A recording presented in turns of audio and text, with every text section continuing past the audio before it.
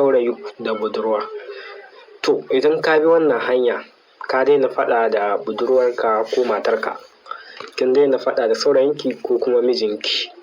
Sau da yawa ana yawan samun wannan matsalolin a cikin tarayya, musamman tsakanin mace da namiji. Wani lokaci kana buƙatar ka yi kiran wani ɗan uwanka, dogon kira, kuna waya misali doguwar waya, to amma saboda tsoro budurwarka ko matarka ka kira ka ta ji wayarka an ce busy haka, ko kuma an ce the person is make another call, to lokacin za ka yi fargaban haka. To wannan jin bidi al'adar sana, ko da ba matarka ba ko budurwarka ko wani can kila abokin aikinka ko wani abokinka, idan ka kira shi ka ji za busy, to gaskiya za ka ji ba daɗi.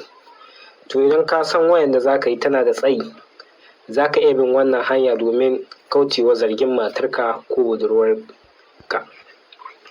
Misali, kila kina tsoron saurayinki ko mijinki ko matarka ko budurwarka ta kira ka ta ji an ce busy, to za ka bi waɗannan hanyoyin domin ka kare kanka daga wannan. Ba komai bane illa nambobi na za mu kawo muku su, za ka danna akan wayarka.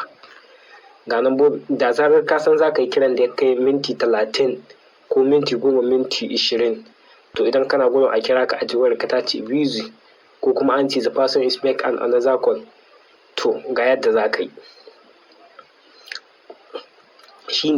Abinda za ka yi shine kafin ka kira wanda duk za ka yi wayar da shi, wannan doguwar wayar, sai ka danna gidan kira, sai ka shiga gidan calling, sai ka danna star 21 star 5757 5656 6 hash, sai ka danna hash, sai ka kira. Za ka ga wani aro a saman wayarka, daga nan sai ka nemo number wanda kake son kai wayan da shi, ka kira shi.